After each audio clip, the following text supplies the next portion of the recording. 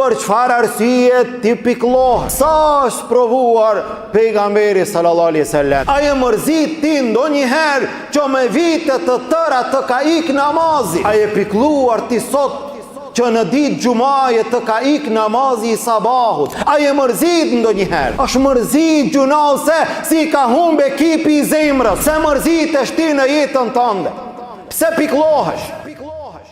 Innal hamdalillah nahmaduhu ta'ala wa nasta'inuhu wa nastaghfiruh wa na'udhu billahi min shururi anfusina wa min sayyiati a'malina. من يهده الله فهو المهتد ومن يضلل فلا هادي له وأشهد أن لا إله إلا الله وحده لا شريك له وأشهد أن محمدا عبده ورسوله اللهم صل على محمد وعلى آل محمد كما صليت على إبراهيم وعلى آل إبراهيم إنك حميد مجيد اللهم بارك على محمد وعلى آل محمد كما باركت على إبراهيم وعلى آل إبراهيم إنك حميد مجيد Falënderimi i takon Allahut subhanahu wa ta'ala, atë falenderojmë dhe vetëm prej tij ndihmë dhe falje kërkojmë. Salavatet dhe selamet tona ja dërgojmë dashurit ton Muhammedit sallallahu alaihi wasallam, familjes tij, shokëve të tij dhe gjithë atyre që pasojnë rrugën e tij deri në ditën e gjykimit. Vëllezër të nderuar, përderisa njeriu është në dunja, pa tjetër që do të sprovohet. Në jetën e kësaj dunjaje do të ketë brenga, do të ketë telashe, do të ketë probleme, do të ketë halle, do të ketë derte, sa që njeriu her pas here e ka plon mërzia, e ka plon pikëllimi, e ka plon dëshprimi, e kështu me radhë. Kjo është jeta e kësaj dunjaje. Njeriu në këtë dunja do të sprovohet me sprova të ndryshme dhe do të pikëllohet për arsye të ndryshme. Allahu Azza wa Jall e sprovon njeriu ashtu siç tha në Kur'an, wala nabluwannakum, ne juve do t'ju sprovojmë. Wala nabluwannakum bi shay'in min al-khawfi wal-ju'i wa naqsin min al-amwali wal-anfusi wath-thamarat. Do t'ju sprovojmë juve me ndonjë gjë nga frika, apo me uri, apo me marrjen e ndonjë antari të familjes, apo me marrjen e bereqeteve e kështu me radhë. Wa bashiris sabirin, ndërsa ti përgëzoj ata të cilët bëjnë sabër për hir të Allahut Azza wa Jall. Njeriu her pas here sprovohet, her pas here brengoset, her pas here pikëllohet, e që nuk ka njeri i cili në këtë dunja nuk pikëllohet, nuk mërzitet. Kështu ka qenë jeta edhe pejgamberëve të Allahut, edhe pejgamberit sallallahu alaihi wasallam, i cili në rastet të caktuara ka ndjerë pikëllim në zemrën e tij. Dhe ti sot si musliman her pas here pikëllohesh, mërzitesh, mirë po për çfarë arsye ti mërzitesh? Për çfarë arsye ti pikëllohesh? Pikëllohet njeriu në jetën e kësaj dunjaje për arsye të ndryshme. Disa të cilat ndoshta vlen dhe disa të cilat ndoshta nuk vlen fare. Është mërzit pejgamberi sallallahu alaihi wasallam, është pikëlluar nga gjendja e dhujtarëve të cilët e armiqsuan në Mekë. U ngritën kundër tij, e përgënjeshtruan atë, e ofenduan atë, e emërtuan atë me lloj-lloj emërtimi i cili nuk i takon atij. U ngritën kundër tij dhe i mbytën shokët, i mbytën sahabët, i ndan përgjys, i sprovuan ata me sprova të ndryshme. Pejgamberi sallallahu alaihi wasallam duke qenë në sejdë e hudhën plancin e tij mbi kokën e tij. Është mërzit pejgamberi sallallahu alaihi wasallam. Është sprovuar shumë pejgamberi sallallahu alaihi wasallam. Është pikëlluar në raste të caktuara me arsye të caktuara. Sa është provuar pejgamberi sallallahu alaihi wasallam, përveç prej popullit, përveç prej armiqve të islamit, përveç prej akuzave të ndryshme, sprovat e tij kanë qenë të shumta, edhe të mëdhaja, edhe në aspekte tjera. E që sot ndoshta dikush prej neve mërzitet dhe piklohet për ato arsye. Ti sot mërzitesh, ti sot piklohesh nëse ki ndonjë rast vdekje. Ti sot piklohesh nëse ki ndonjë smundje. Ti sot piklohesh nëse ki borxhe. Ti sot piklohesh nëse ki ndonjë dert, ndonjë gajle. Pejgamberi sallallahu alaihi wasallam gjithashtu është mërzit, është pikluar me rastet, me sprovat e ndryshme që i pati në jetën e tij. Mirë po shikoje dhe paramendoje sa ishin sprovat e tij të mëdhaja. Allahu Azza wa Jall e sprovoi brenda një viti ku i vdiqën dy njerëz më të rëndësishëm në jetën e tij. I vdiq bashkëshortja Khatija radiallahu anha. Dhe këtë sprove din ata të cilët e kanë përjetuar. Kur njeriu t'i vdes bashkëshortja, është një sprove madhe. E Khatija radiallahu anha nuk ishte vetëm bashkëshorte, po ishte një krah i rëndësishëm dhe i fuqishëm në jetën e pejgamberit sallallahu alaihi wasallam.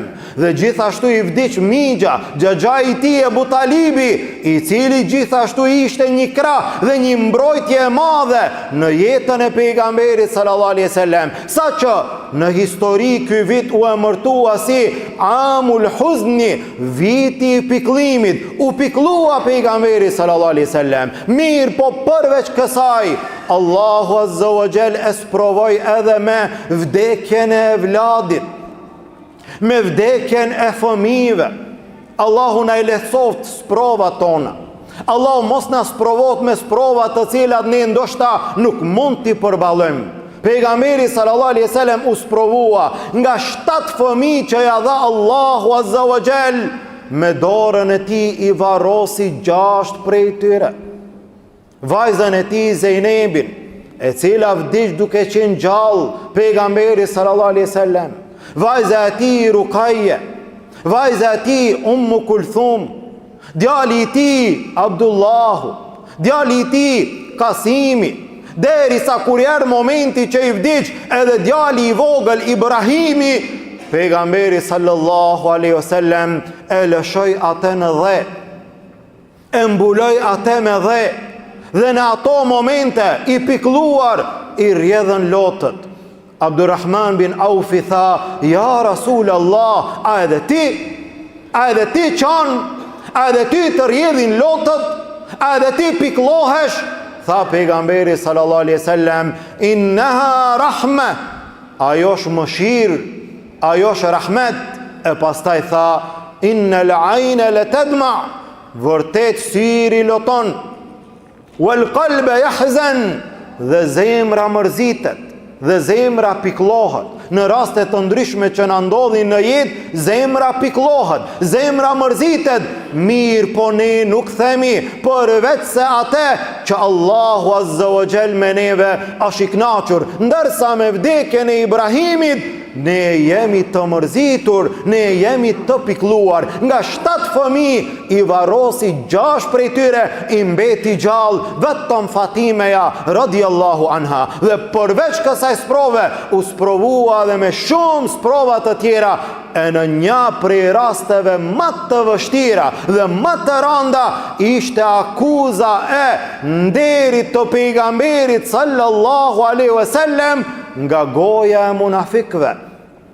E akuzuan atë edhe në nderin e tij, edhe në bashkëshorten e tij, duke shpif munafikët dhe duke thënë që Aisha radiallahu anha, bashkëshortja e pejgamberit sallallahu alaihi wasallam, ka ra në zina, Allahu na ruaj. Dhe sprova që kjo jetë ka sprova të ndryshme dhe ka mërzi, ka piklim. Në dunja ka mërzi, ka piklim. Kjo është jeta e kësaj dunjaje. Mirë po, nëse kthehemi në jetën tonë dhe shikojmë jetën tonë të përditshme, dhe ne her pas here piklohemi, mërzitemi, për çfarë arsye?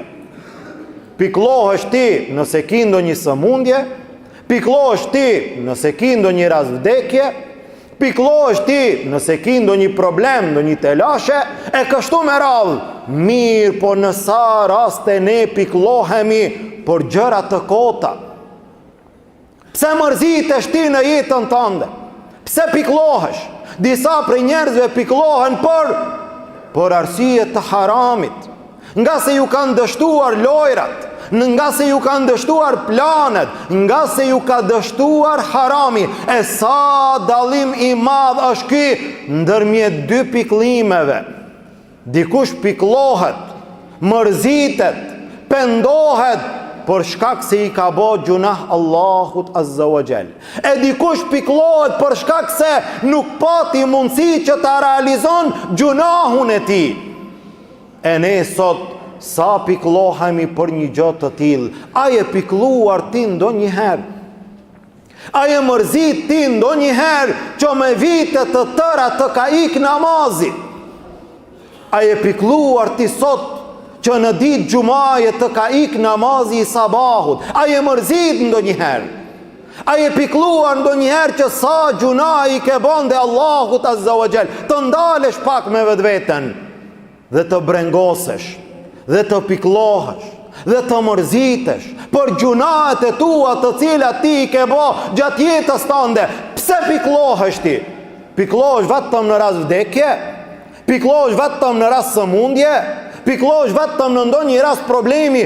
Piklohu pak, mërzitu pak për gjunaat tua. E sa prej njerëzve piklohen për shkak se ju dështoi gjunahu. Dikush mërzitet, piklohet nga se ka qenë në kazino.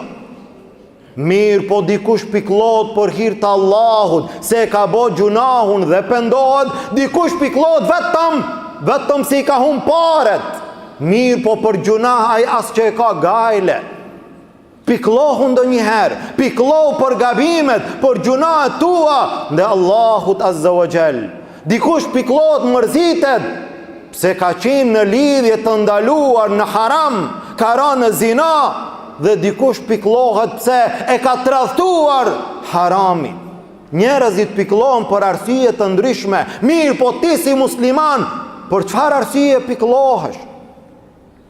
A piklohesh ndonjëherë se të kanë ikur punët e mira, të kanë ikur ibadetet, të kanë ikur ato gjëra të cilat të kërkojnë në dunja, dhe ti ke mbet mbrapa? A mërzitesh ndonjëherë që shkuan 1 vit, 2, 3, 10 vite, ti në moshën 20 vjeçare, 30 vjeçare, ende nuk di të lexosh Kur'an? A mërzitesh ndonjëherë? Dhe shikoj, dhe ktheu pastaj te sahabët, dhe ktheu te pejgamberi sallallahu alaihi wasallam, të cilët janë mërzit, të cilët janë pikluar në raste të caktuara të dunjas, e cila është e natyrshme. Mirë, po janë pikluar edhe në raste tjera. Pejgamberi sallallahu alaihi wasallam sa raste është mërzit, është pikluar për shkak se njerëzit vdesin në kufër. A mërzitesh ti që të ka vdek baba? A mërzitesh ti që të ka vdek vllau? A mërzitesh ti që të ka vdek një shok? Po, për çfarë arsye? Për arsye se ka vdek. Mirë, po, a je mërzit ndonjëherë se ka vdek pa namaz? A e mërzit ndonjëherë që ky dashuri imi, ky familjari imi, ky i afërt imi shkoj te Allahu? Si shkoj te Allahu pa namaz? Apo si shkoj Allahut me gjunahet të mdhaja? A je mërzit ndonjëherë për këtë arsye? Pejgamberi sallallahu alaihi wasallam tha Allahu Azza wa Jall: "La'allaka baqi'un nafsaka alla yakunu mu'minin." Ti a don ta shkatroj vetveten për shkak se ata nuk bëhen musliman? Pejgamberi sallallahu alaihi wasallam piklohej, mërzitej, pse? Se të tjerët nuk e pranojnë Islamin. Çka do të ndodh? Do të vdesin në kufër, do të shkojnë në xhehenem për gjithmonë. Kjo ja vlen, kjo mërzi ja vlen, ky pikëllim ja vlen që njeriu të mundohet ta nxit vetveten, familjen, shoqërinë, mesin, vendin ku jeton, për në punë të mira, për në gjëra që Allahu Azza wa Jalla është i kënaqur. Allahu e përmendi pikëllimin e sahabeve, lotët e tyre, mirë, po për çfarë arsye? Për çfarë arsye ishin pikëlluar sahabet? Erdhën disa prej tyre te pejgamberi sallallahu alaihi wasallam, ja Rasulullah, edhe ne do të vim në xhihad së bashku me ty me sahabet tjerë. Mirë, po ishin të varfër, as deve, as kali, as një gjë. Do të vim me ty, mirë, po me çfarë?